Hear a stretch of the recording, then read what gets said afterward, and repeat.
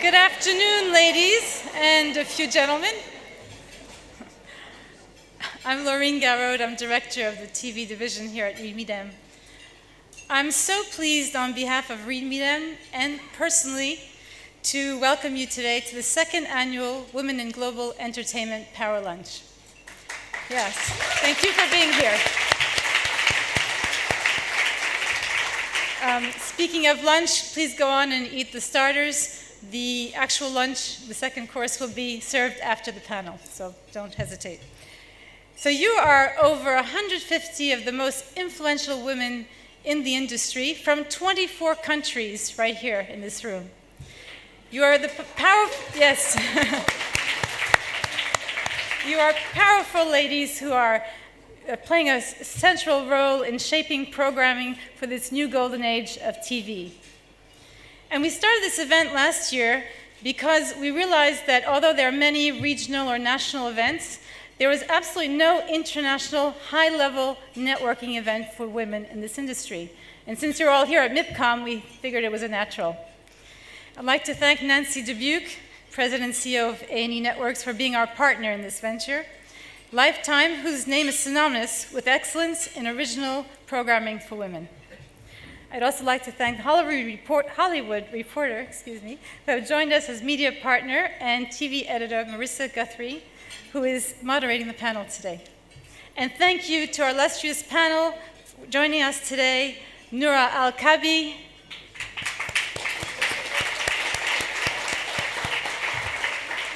Emily Mortimer, and Roma Khanna.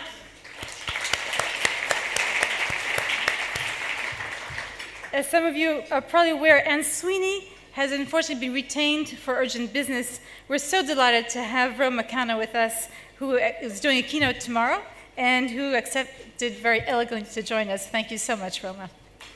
Thank you.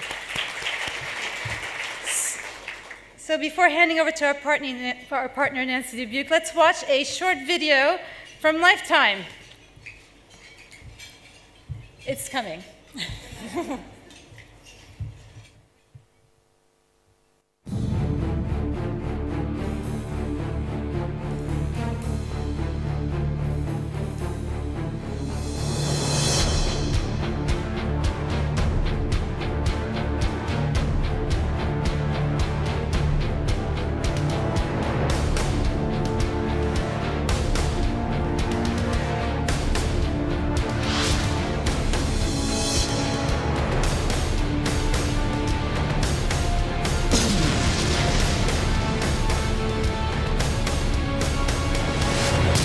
If you want to put me on a leash, it better be diamond studded or you can kiss my...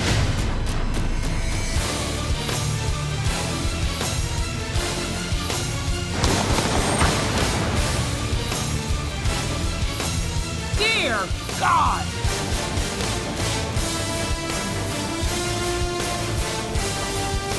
How excited are you? Stop making excuses, start showing results. Yeah! Don't mess with Bonnie and Clyde!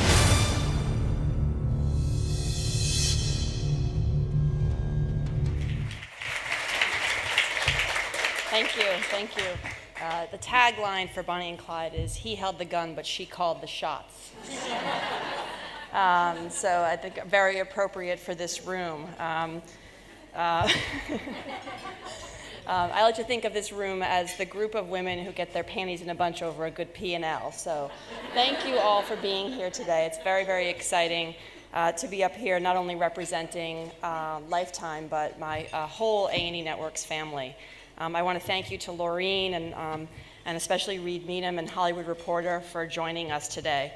You know, our mission at Lifetime is to tell universal stories about women, today's modern women. And who knew that today's modern woman is a schizophrenic alcoholic, a potty-mouthed newswoman, and mothers who have a penchant for serial killing. But apparently, that is today's women. And we are in the business with some of the most powerful women in all of Hollywood, both in front of and behind the camera. In the last year, Lifetime has been joined by Eva Longoria, Jennifer Aniston, Jennifer Hudson, Mary J. Blige, Angela Bassett, and Demi Moore, just to name a few. And for the last 30 years, Lifetime has made it a priority to be dedicated to the issues that women care most about, mentoring the next generation of executives, making sure that teens have the necessary tools to get through college, and ensuring important issues like breast cancer stay front and center in the global conversation. And over the past year, we've began rolling out Lifetime worldwide, first in Canada, followed by the Southeast Asia over this past summer, and then UK is actually set to launch in just a few weeks, with many more rollouts throughout 2014. So congratulations to the group.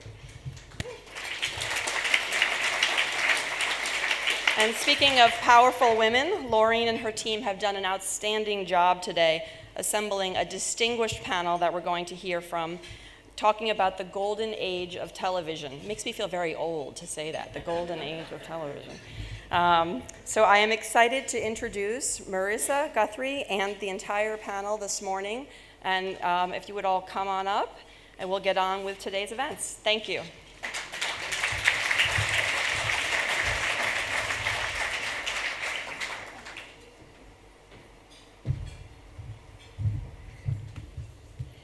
Thank you, Nancy.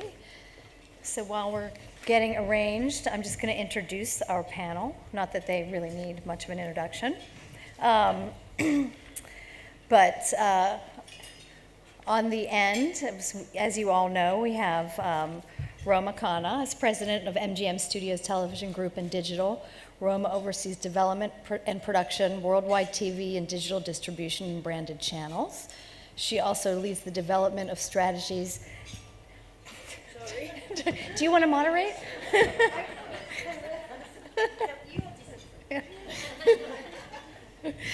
To grow the business globally.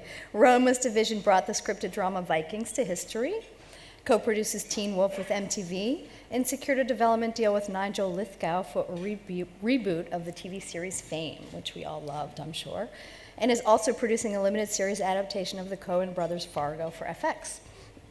Noura Al-Kabi is Chief Executive Officer of the Media Zone Authority of Abu Dhabi, a government initiative to develop sustainable media and creative industries for the United Arab Emirates and the region. She leads the Media Zone Authority and its subsidiaries, whose primary objectives are to foster Arab-focused media and digital businesses in the UAE. And Emily Mortimer, who is an award-winning British actress.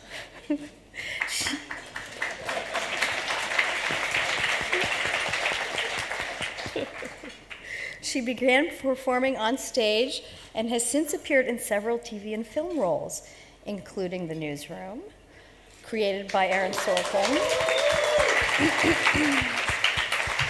30 Rock, Lars and the Real Girl, one of my favorites, Shutter Island, and Match Point. Along with her best friend and fellow actress Dolly Wells, who's here somewhere, she is the creator and writer of her first original comedy, which is very funny. I watched all 6. Doll and M premieres in the UK on Sky Living in 2014, and it was recently picked up by HBO in the US, so congratulations there.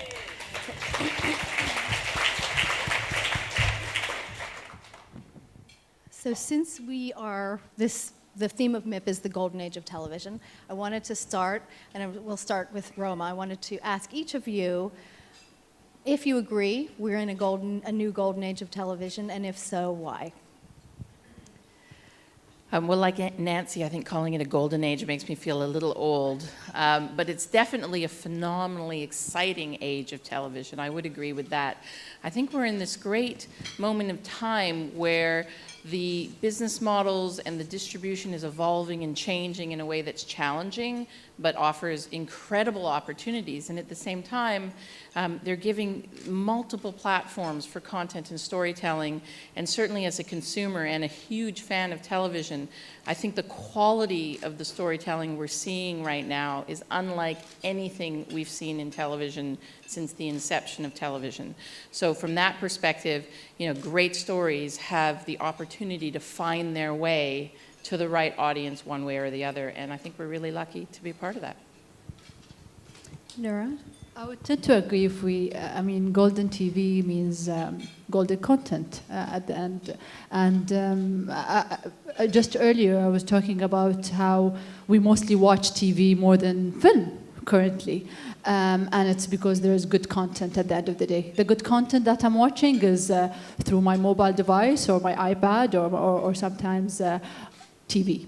And it's more of, you know, what's happening around us. We, especially in our region, we have more than 60% who are below the age of 25. We have a mobile penetration of more than 200% in the country. These are called the digital natives who we are targeting. Therefore, at the end of the day, good TV and golden TV is important. I believe it's all about the content.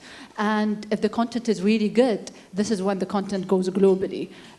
For me to watch last night Newsroom and 3 months ago Downton Abbey and sometimes a Turkish drama in our country is something because there's a good content. Yet we're looking into the population that speaks Arabic who are more than 360 million out there, and they're looking at they're watching all kind of content. And hopefully one day you will be able to watch Arabic content that is through your golden TV or whatever it is.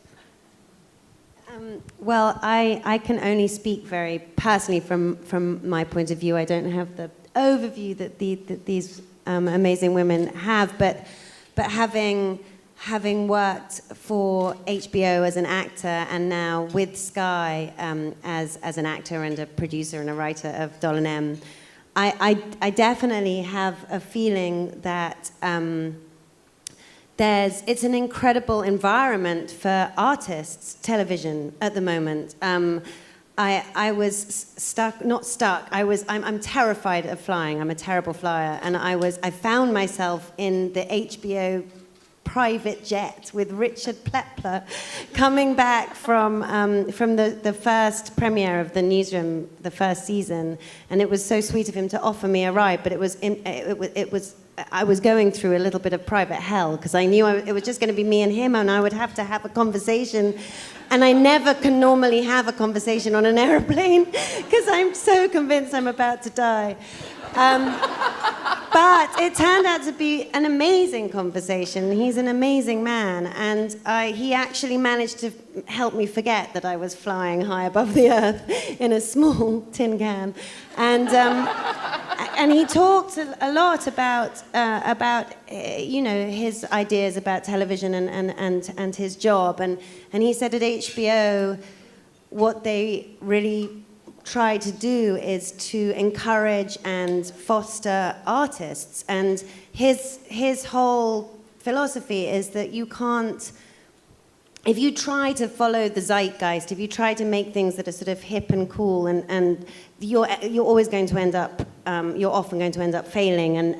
But if you put your faith in artists, in writers and actors and producers that you really believe in, then they will make things that are personal to them and therefore, by default, become part of the zeitgeist.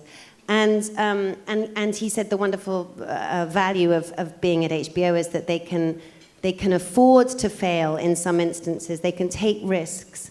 They don't have to make everything something that sort of has a certain rating, or they can. It's a wonderful environment in that way, also for artists. And I have found the same to be true at Sky. I really have. That it's a similar feeling right from the very beginning of having brought our show or our idea to Lucy Lumsden, who commissioned us. It's just been an amazing environment. In terms of just they've trusted us, they've given us money to make this little idea become reality. They didn't interfere really hardly at all, apart from with some extremely good notes. But it felt like this is exciting. This doesn't feel like some sort of fusty place where you have to fulfill certain requirements, and this feels like it's fostering artists and creative people in a way that's very encouraging and exciting. And so yes. Does having your own production shingle, has it given you, I mean, you talked about how refreshing the creative process was, but does it give you more control over over the whole process? And is there something in that role that was a big learning curve for you personally?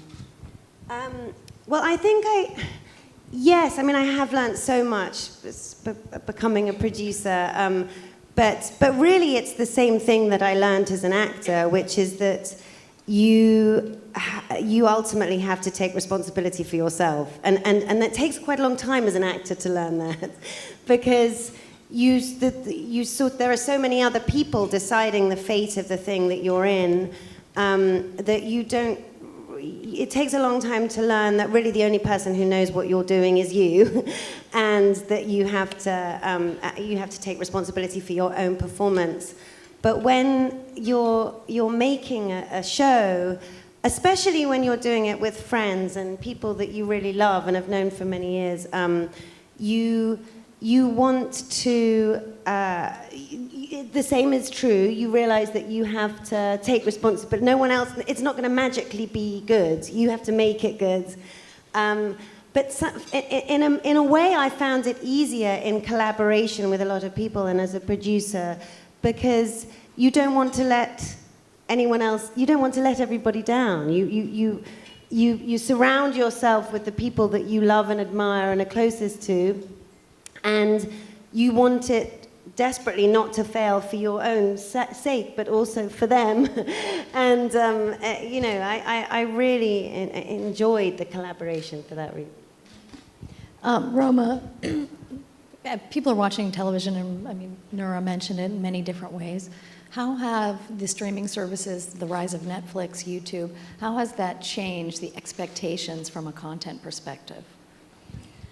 You know, I think it's a fantastic evolution from a content perspective, and it's done so many different things, but not the least of which is the most simple, which is it's added another outlet for content into the marketplace. And while that poses no end of challenges to all of us in the industry, trying to figure out how to make it work and how to evolve our business models, at the end of the day, it's created another life for content and another voice and platform for content. And I think that we've seen everything from a new use of deep library content, those old films that you love and want to see again and again, which frankly just don't have the same life on television that they've had in the past, and that's because television broadcast resources are scarce. There's only so many hours in a day, and every broadcaster in the world is fighting to retain their audience, fighting to come up with things that build their brand, and where you might have put an older movie on from the 1980s in the afternoon before, now you think really hard about that decision, but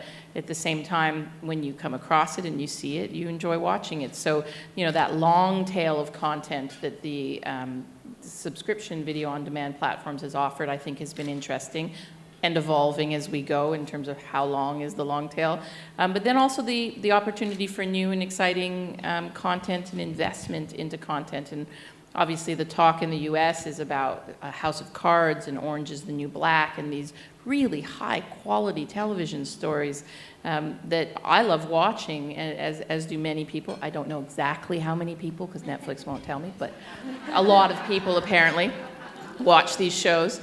And it's another outlet for storytelling. It's another outlet for creators.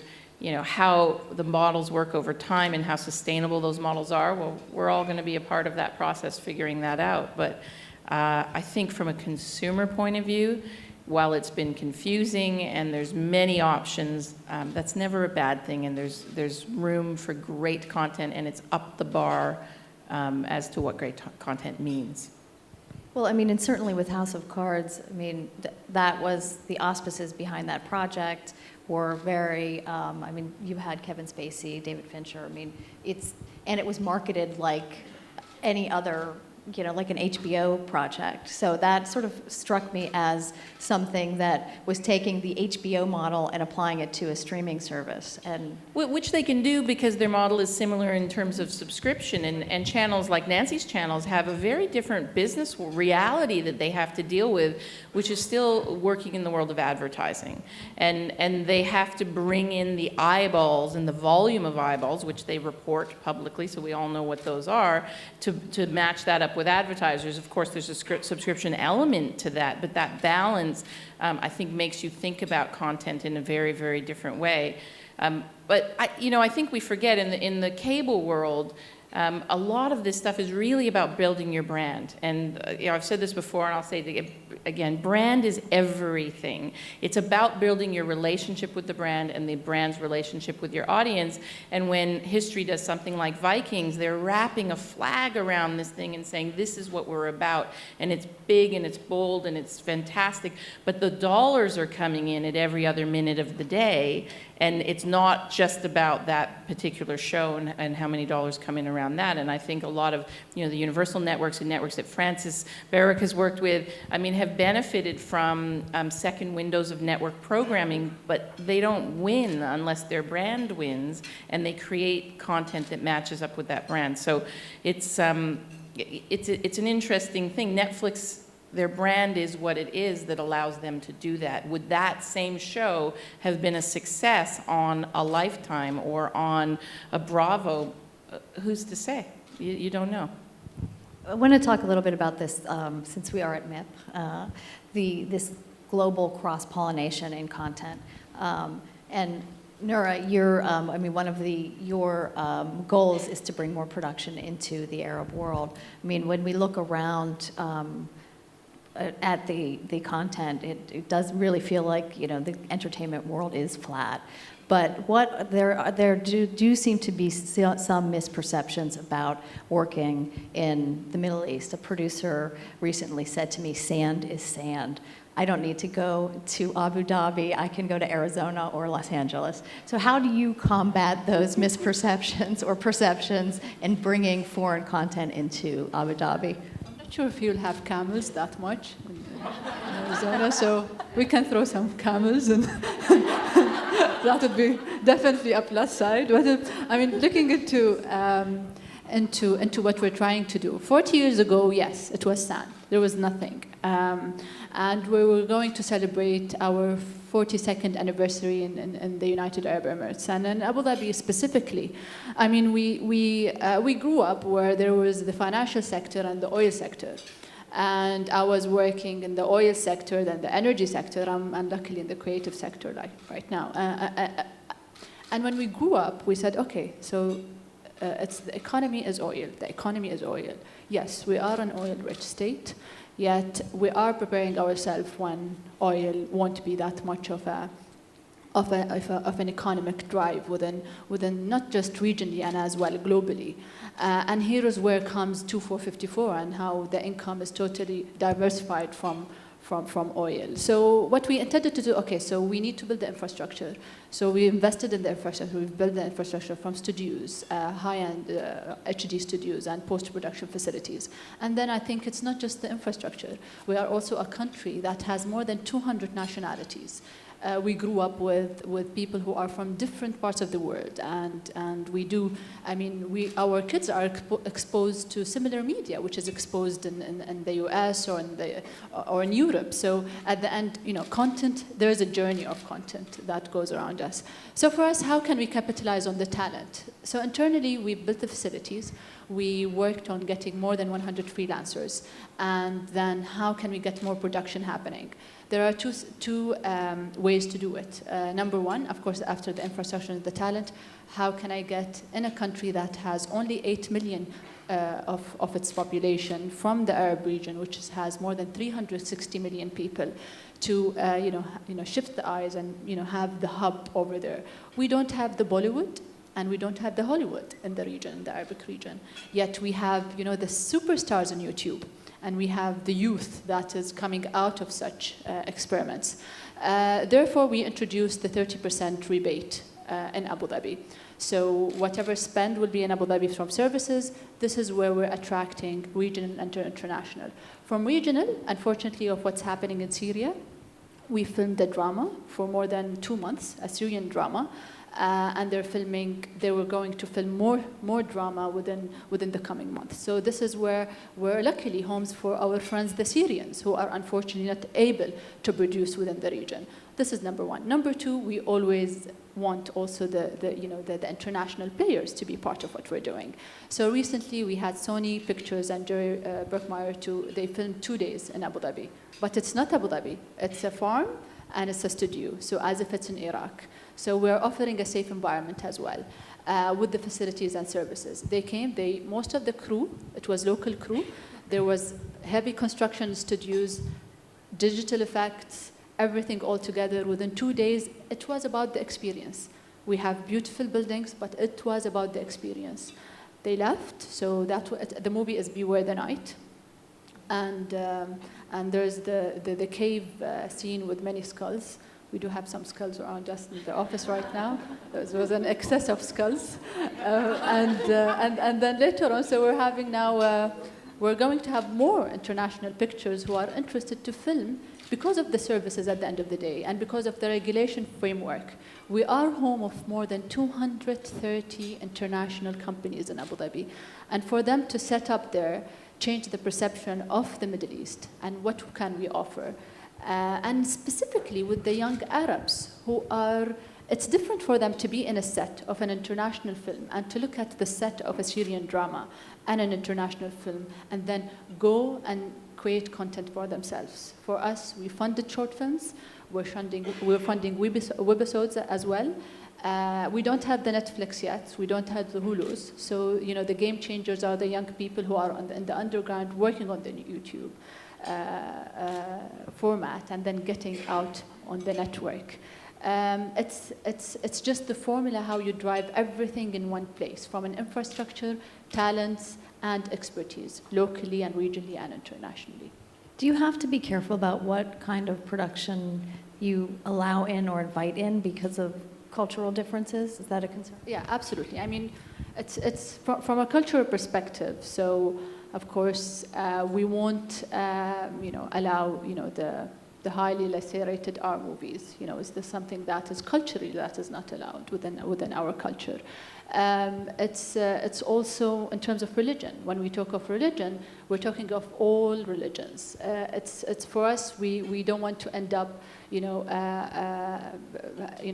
having that conflict. Specifically, we live in a region where it's the birth of most of the religions. And as you can know, and as you can see, and unfortunately what's happening around us in the region, people unfortunately capitalizing by the name of religion in terms of what they're doing, and that's not the story. So it's always better, I think, to keep politics, religion, just away from what you're doing, and having that creative environment where you can express your thoughts with the limits of respect. Again, I know it's in the creative industry you will end up having some extremes in different dimensions, and I believe it can happen anywhere else. For us, I think it's more of there are values in what we're doing. We have a young guy who will be wearing we call it the kandora, the white. It looks like a dress, but and he will be speaking English. He will be listening to Jay-Z, who will be next month in Abu Dhabi performing on stage at the Formula One event. He will be, he's good in hip hop, but when you talk to him about his culture, he will be very much aware of what's good and what's bad, because it's when you travel somewhere, it's about the history and the culture, and I think this is something that we want to capitalize on as well. Roma, there's been a lot of talk about that the unscripted market has sort of stagnated, that there hasn't been a fresh new idea. I think this narrative is obviously prompted by the decline of American Idol in the US and some of the singing competition shows in the UK. What do you agree with that? And is there something on the horizon that we haven't thought of yet? There's the Dutch show Rising Star that really uses social media, has successfully used social media to vote in the voting, where a lot of the performance shows that we have since seen have used it only elliptically. I mean, what do you think when you look at that market, that content market is the new thing? Well, the numbers don't lie, and there's huge successes, and they continue to be huge successes in the television markets around the world for non-scripted. So I think you have to look at non-scripted in a broader sense. The performance shows, the idols, The Voice, they continue to do well. So You Think You Can Dance, they've been out there a long time, and it's natural that any show has a lifespan and an evolution. Unless you're The Simpsons, and then you just keep going. But it's a natural thing, but these shows are still doing well. The Voice has been doing phenomenally well for NBC. I think there is room for more performance. People love this. They love to see human talent, or sometimes your pet's talent, whatever it might be. They love talent, and it inspires us, and I think that's what makes it profound. And what the next format will be, I think there is something, and I don't know what it is. If I did, I'd be out making it today. And then if you go to the next level, or the next type of scripted, non-scripted content, you're getting into true human storytelling, and this is the kind of thing you see on Bravo, or on History Channel, or A&E, something like Duck Dynasty. I mean, honestly, there's not a TV executive that wouldn't kill for those ratings. If you haven't watched it, watch it. And I don't say that just because Nancy's sponsoring lunch. It is addictive. It is crazy addictive. It's like Storage Wars, where if it rains in LA, which doesn't happen much, I'm really lucky that they always program 9 hours of Storage Wars. And I don't know how they know it's raining right over my house, but they do, and I watch it all in my pajamas with bowls of cereal. I mean, but there's something about it being real, or near real, real people, that's powerful. That storytelling is storytelling, and I think producers and creators and writers have done such an amazing job, and that to me is the true golden age of television, of tapping into real stories and true stories. And while they may be heightened realities of the situations people find themselves in with scripted or non-scripted, that one of the things TV allows us to do today is be bold, and to be honest and frank and scary, and go to the places that only Walter White can go to, and get into these places in our hearts and minds, which it's not about pleasing everyone anymore. It's about finding a group of people who love what you do and love the way that you've told the story, and that means that every story has a place. So I'm very bullish on non-scripted. I don't think it's going anywhere anytime, but I think scripted is going to have a renaissance over the next little while. I want to end on last question for Emily, because we are at the Global Power Women's Lunch. You've done film and television, and started in theater, but how have you seen roles for women change? Because there's a lot of talk about how the playing field is really evened out between TV and film. I mean, film was always the artistic endeavor, and TV was, commerce. So, I mean, do you think there are more better roles and more substantial roles for women in television than there are in film now? I'm not sure that that's necessarily true. I just think there are great roles on television. There's a great opportunity for actors, and then that's why all of our actors want to be on the television these days. But even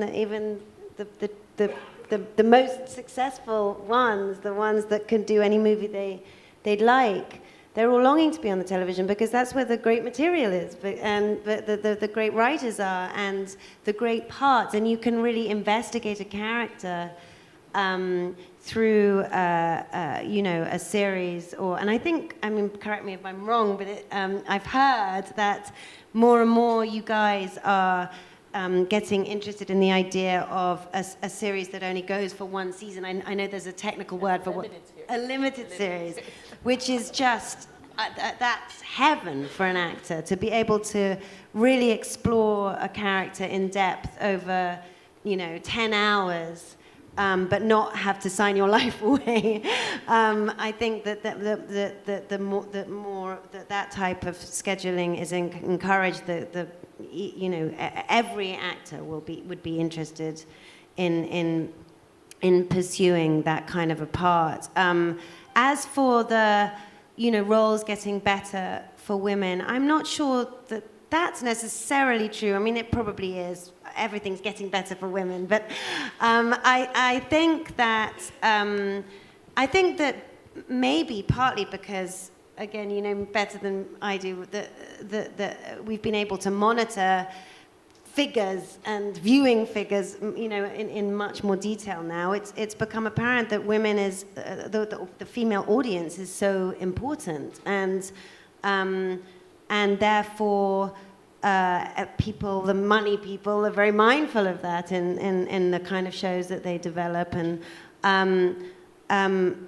also I think the thing that is changing is that men are starting to realize that they're interested in the things that women are interested in. There started to be less shame in admitting to that. And that's actually being borne out with the channel that we're being shown on, Sky Living, which is in the process of a big rebranding, which is very exciting, under Antonia Herford-Jones, who's here too today. Where there's it's going from being a channel that is being focused towards women specifically to something that is focused as entertainment for everybody. And I think that goes hand in hand with this sort of sea change where a show like Girls or like Doll and M, hopefully, Girls has definitely proved it to be true, where young men are just as fascinated by that story of those girls living in New York. And old men, too. And old men, too. That's a bit more worrying. But it talks to men, that show, as much as it does to women. And I have a lot of male friends who are, self-confessedly addicted to it and fascinated by it. And it seems like it's a show made by girls for girls, but that's not necessarily true. It appeals to everybody. It's exploring issues that are important to us all. And I think men have started to be able to, have been able to own up to the fact that women's issues are also their issues, more and more, maybe. Well, we can thank television for that. Yes. Moving the world forward. Thank you, everyone. That concludes our presentation. Now you can enjoy your lunch. And just to note that Emily cannot stay for lunch, unfortunately. I'm so she sorry. has to leave. I have to go and sell my show.